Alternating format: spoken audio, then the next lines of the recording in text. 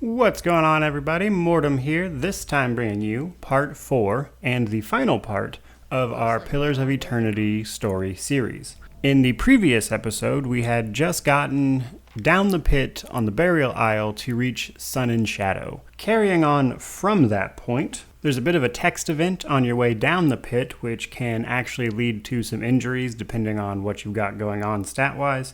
And then from there, you find yourself at the bottom of a pit, and then we have to start navigating the ruins. So first things first, there are specters everywhere.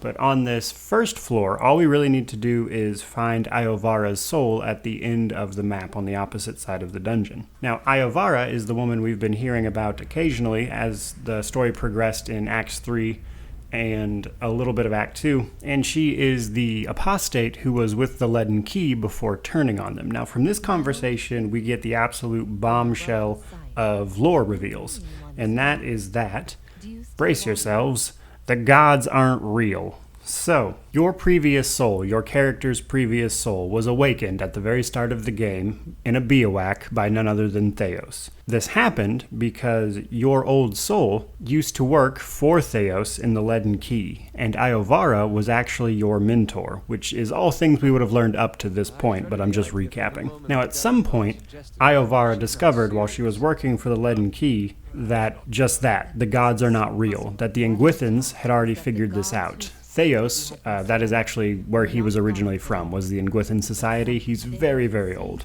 He's being reincarnated, as, again, we've mentioned in previous episodes. Now, basically, she tells us to actually give that statement some context about the gods not being real, that the Ingwithans spent generations looking for the gods. And after generations, they managed to conclusively find that if there ever was gods, they're no longer here. And that basically, they didn't want, the Ingwithans that is, other societies to find this out, because they were already crazy, apparently, and the Ingwithans were trying to get them under control. So what the Ingwithans did was they actually made gods. Now, Pillars of Eternity itself doesn't explain that super well, but as, you know, the Watcher and the main protagonist of Pillars of Eternity, we just spoke with the gods not that long ago. So however the Ingwithans did it, they did it for sure.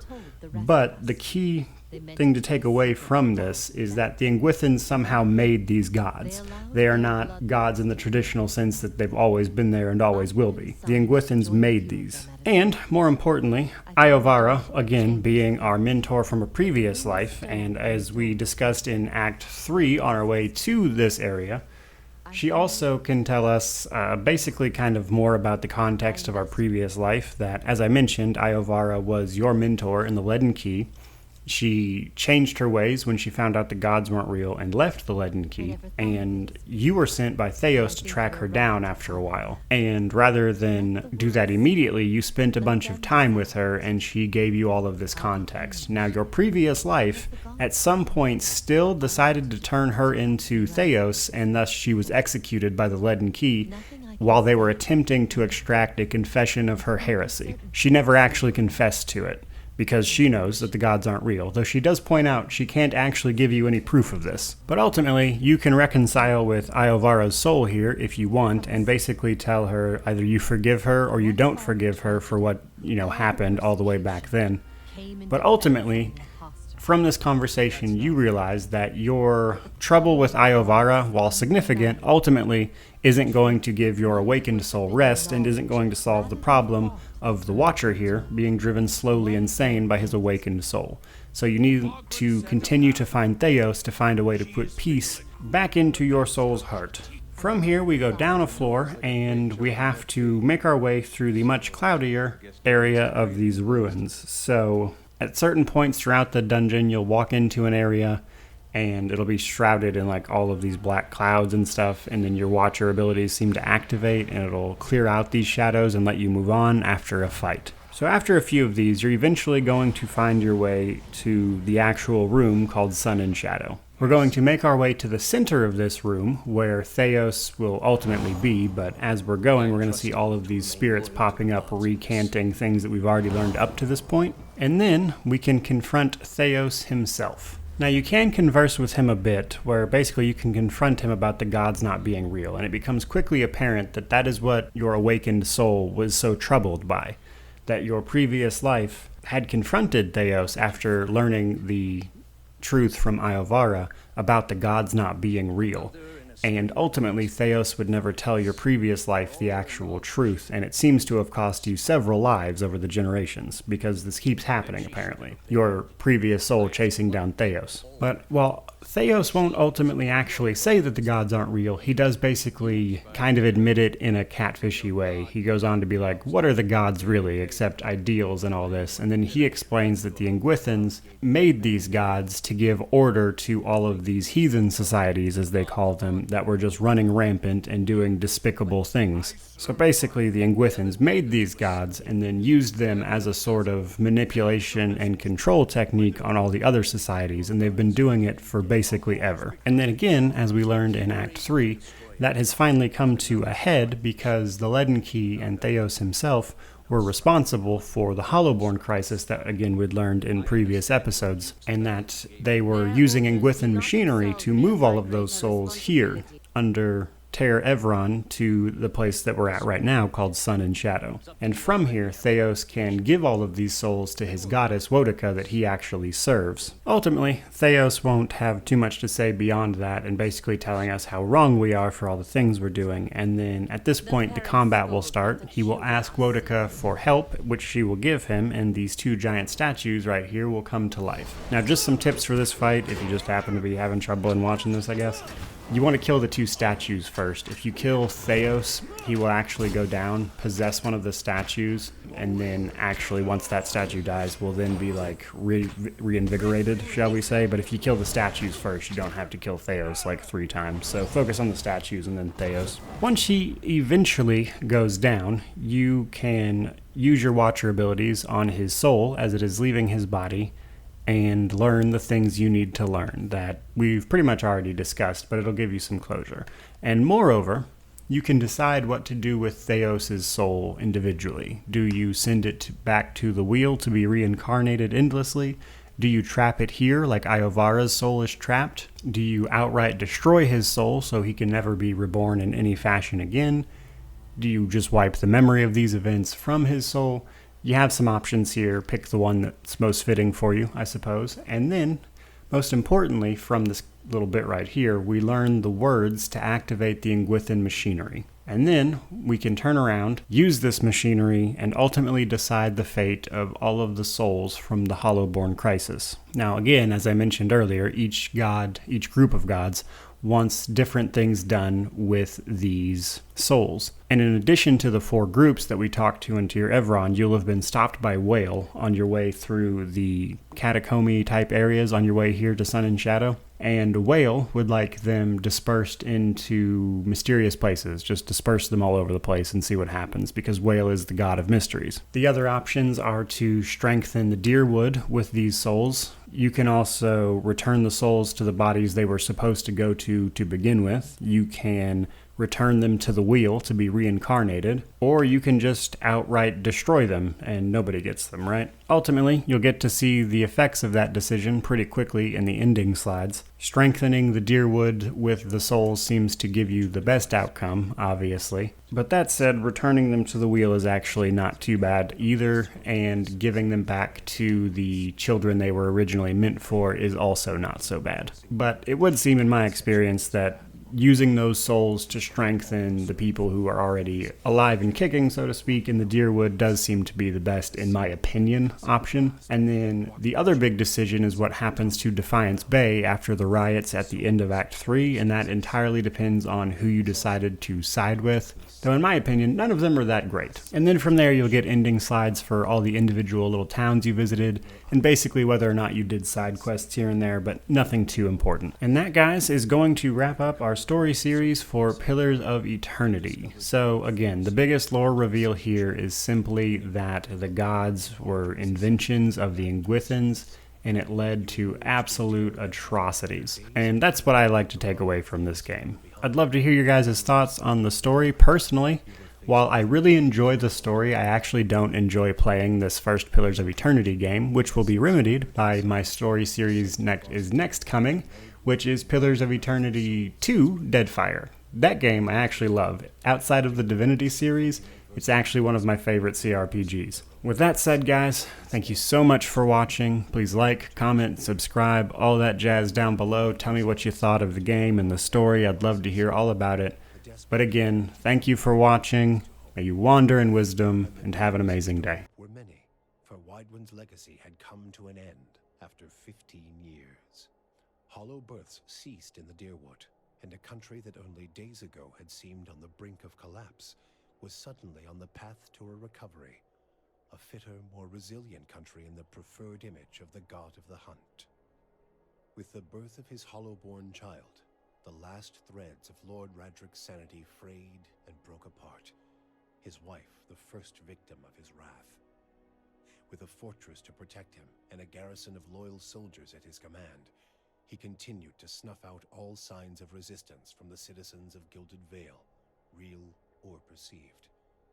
In the end, all would hang from the boughs of the village's trees, watching over their dead town with vacant eyes.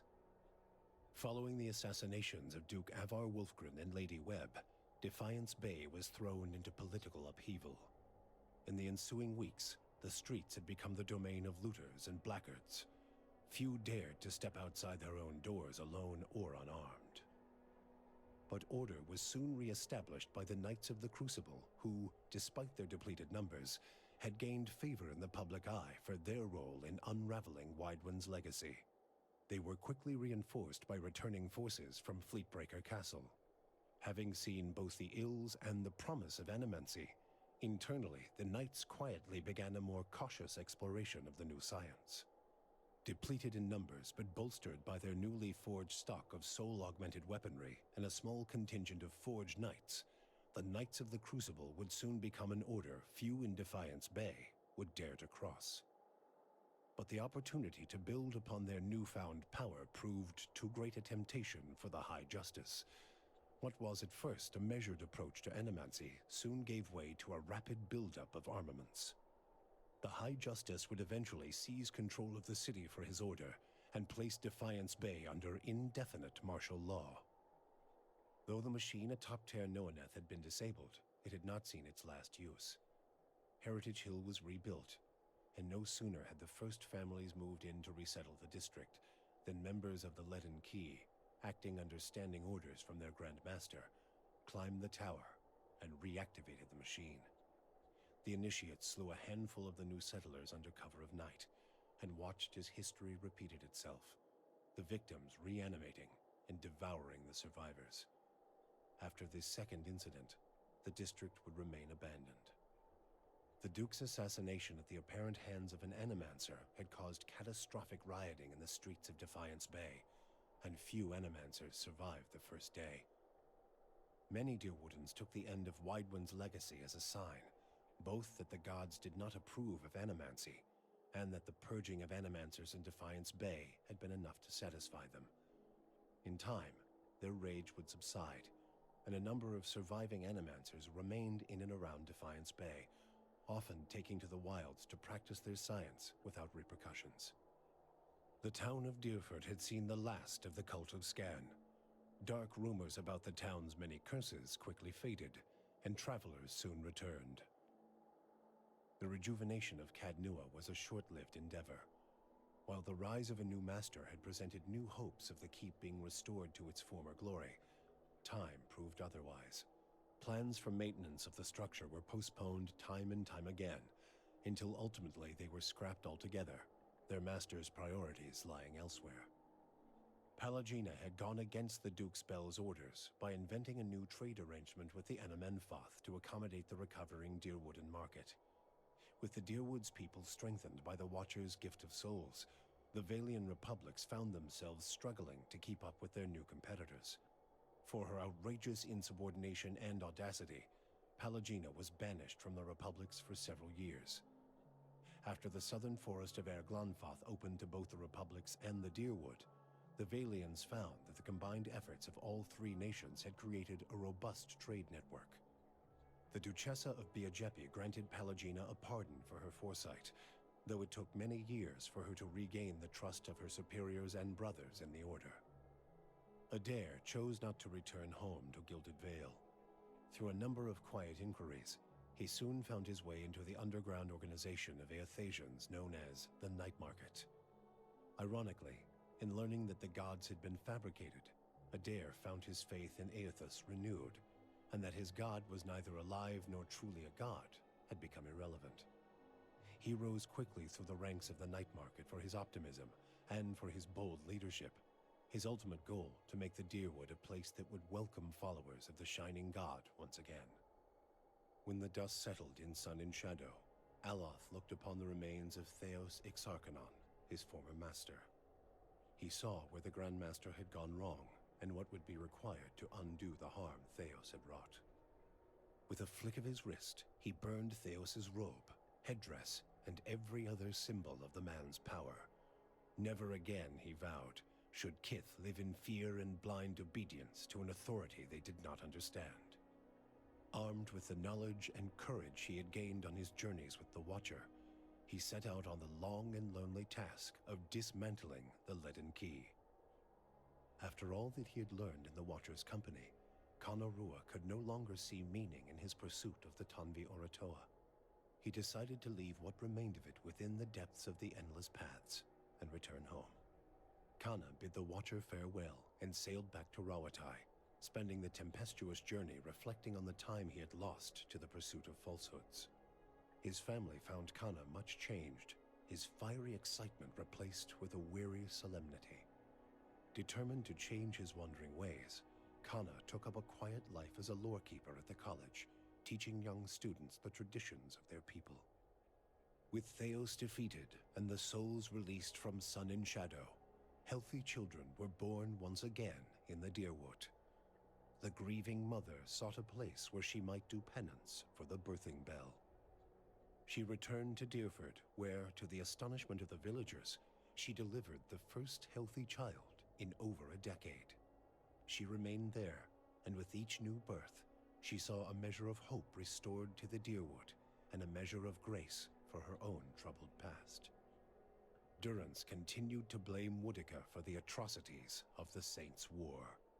Believing Mogren to have been a pawn in the machinations of the Queen that was, and feeling that Thaos's expulsion had been a step towards reconciliation with his goddess, Durrance tried for a time to reopen communication with her. When only silence came, he took it as a condemnation of his continued existence. Ultimately, he built a pyre and threw himself upon it, using his own shattered staff as kindling. You and Sagani never found Persok together. The Adra figurine had gone dark by the time they emerged from Sun and Shadow, and it was another month before Sagani finally accepted that Persok's trail had gone cold again. Her search took her beyond the Deerwood and as far as the Living Lands. She saw the great coastal cities of Rawatai and the ruins of Old Valia, absorbing the details of these strange and distant lands. 20 years passed before the Adra figurine finally glowed again. When it did, she followed its signal to a quiet hamlet on the outskirts of Adir. There, she met a young farmer and told her of her past as an elder of Masuk. Sagani returned to a village that had forgotten her face, but remembered her story. Masuk greeted her with cautious warmth, and Sagani found that their ways had become strange to her. She also learned that Kalu had perished of winter fever a few years before, and her middle child, Najuo, had died in a raid. But she found her daughter Yakona a hunter and mother of 3, and her son Malak a builder of mighty walls. In them, she came to find her place in the village, and the familiar contours of a world that had changed in her absence. For you, the death of Thaos brought an end to your waking visions, and a silence to the whispers of the past. In their absence, you were able to sleep. The questions of a distant lifetime ceased to trouble your soul. All that remained was what to make of the answer.